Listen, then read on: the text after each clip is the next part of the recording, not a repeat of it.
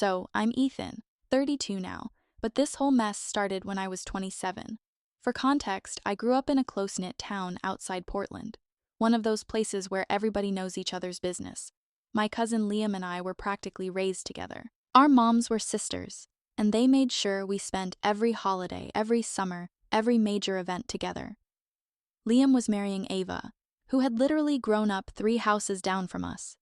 Her family moved in when she was 8 and I was 10, and our families clicked instantly. BBQs, game nights, summer vacations. Ava was like my little sister. She'd come to me for advice about boys. We struggled through math homework together, and I even taught her how to drive in my old beat-up Honda Civic. So when she and Liam finally got together in college, everyone just knew they were endgame. They'd been dancing around each other since high school, and when they finally made it official, my grandma literally cried with happiness when they announced their engagement. Fast forward to the wedding day, June 15th, 2019. It was a beautiful outdoor venue, nothing crazy fancy, but nice. I was one of Liam's groomsmen, standing up there in my overpriced navy suit, feeling good. I got there early, helped set things up because that's what you do when your favorite cousin is getting married. Everything seemed fine, and then, in an instant, my entire life was shattered. I was helping an elderly couple find the bathrooms when I heard a commotion behind me. Before I could even turn around, wham! A fist crashed into my face so hard I literally saw stars. I always thought that was just a phrase people used, but nope. Actual freaking stars. Liam. He was on me in full rage mode, fists flying, screaming at me, "How could you? I trusted you."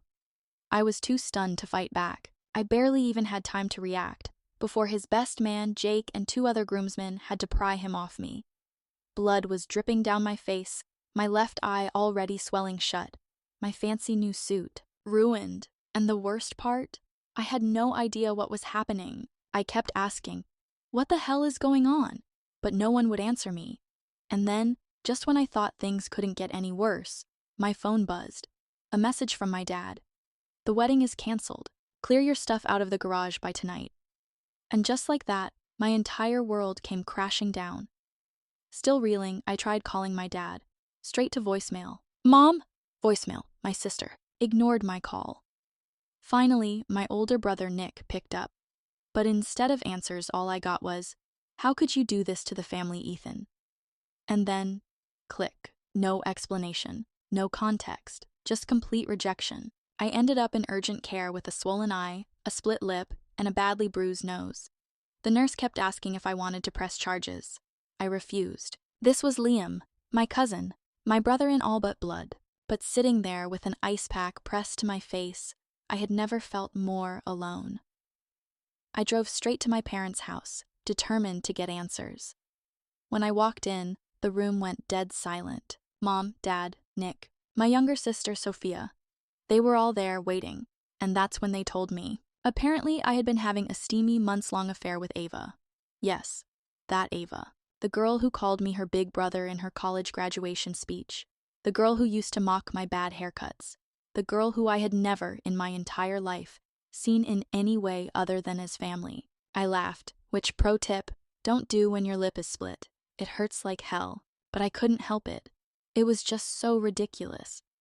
That's when Nick grabbed a duffel bag from behind the couch and threw it at my feet. "Take your stuff and get out." I begged for proof. I asked who had accused me. I asked why they believed it. Their response? "We just know."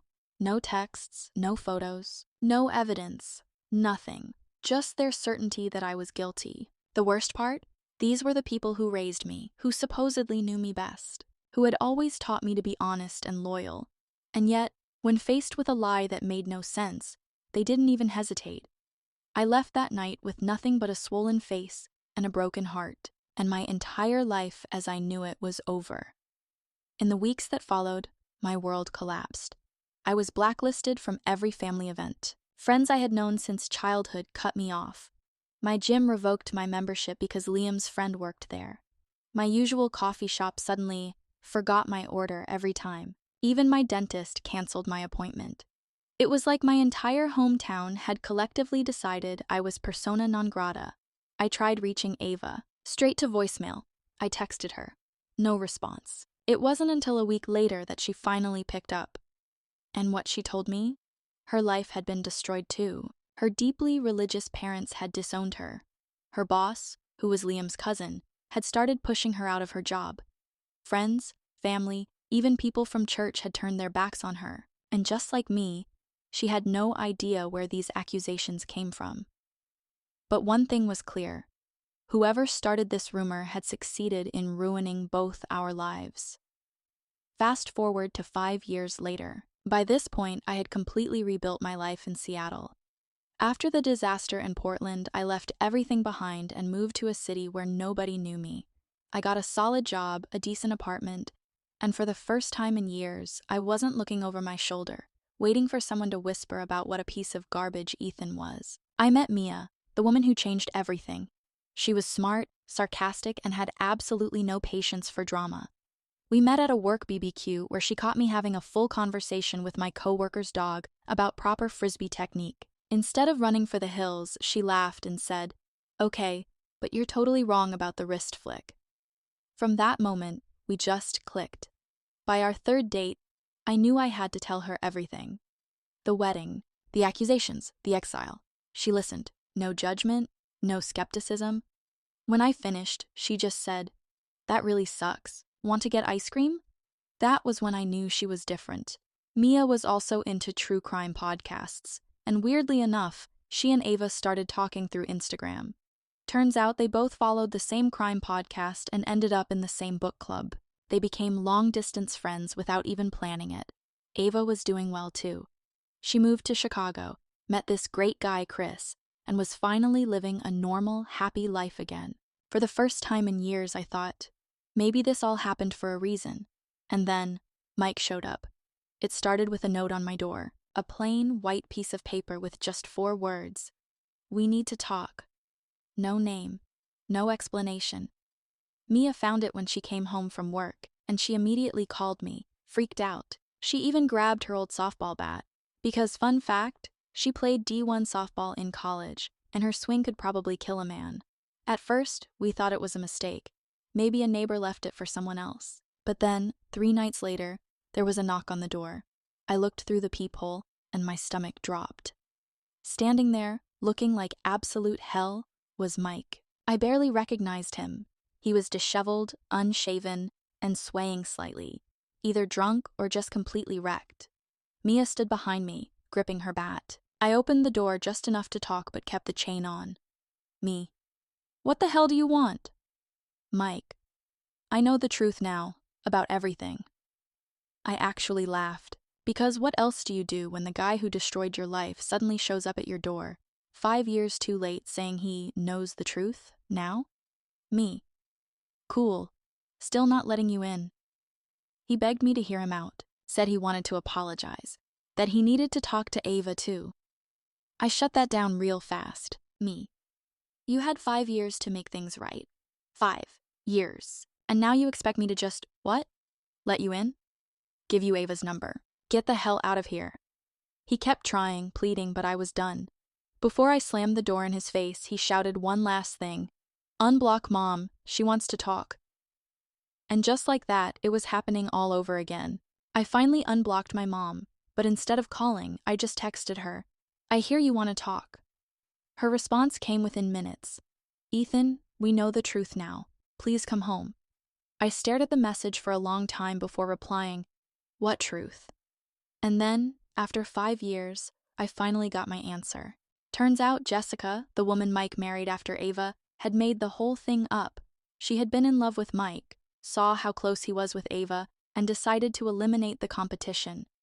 So, on Liam and Ava's wedding day, she told Mike that she had seen Ava and me sneaking around, whispered lies in his ear, and pushed him over the edge. And my family? They didn't question a damn thing. They just believed her. No proof. No real evidence. Just a woman they barely knew telling them what they wanted to hear. Mike married her 6 months later. Their marriage was a disaster from the start. Fights, paranoia, accusations. And then, during one particularly bad argument, Jessica finally admitted it. I made it up. 5 years later. And now, suddenly, my family wanted to apologize. Ava and I agreed to one meeting with our families. We picked a neutral spot, a coffee shop in downtown Portland. Ava didn't want to fly back just for this, so I set up my laptop with her on Zoom. She wanted to hear everything but refused to see their faces.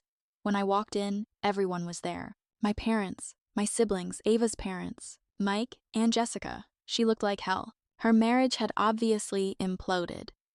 The woman who had destroyed my life looked small and miserable. First up, Jessica. Her excuse? I was in love with Mike and thought Ava didn't deserve him. That was it. She ruined my life, exiled Ava, destroyed relationships, and all because she wanted a man. Mike tried to apologize for the beating, said he should have known better. No kidding. Then came the parents. My mom tried to hug me, I stepped back. The look on her face, like I had slapped her. Ava's father started in with his "God teaches us to forgive" speech, but Ava cut him off. You threw my childhood memories in garbage bags and left them in the rain. Don't you dare quote scripture at me. I've never heard that man speechless before. It was glorious. My sister sobbed about how much her kids wanted to meet their uncle. But here's the thing. Family doesn't mean a damn thing when they betray you without question. I told them exactly that. I told Jessica she built her short-lived happiness on other people's suffering. I told Mike that his lack of trust destroyed more than just his marriage. And I told both sets of parents that they showed us exactly how conditional their love was. Ava's final words before hanging up the Zoom call? The worst part isn't that Jessica lied. It's that none of you thought we were worth the truth. Meeting over. My parents keep begging me to come home, but I'm not going back. I have a life in Seattle, a real one where people trust me, one where my girlfriend actually believes in me. And speaking of Mia, I've got a ring hidden in my sock drawer. Sometimes, the family you choose is better than the one you were born into. And sometimes, the best revenge isn't anger or payback. It's just being happy without the people who threw you away.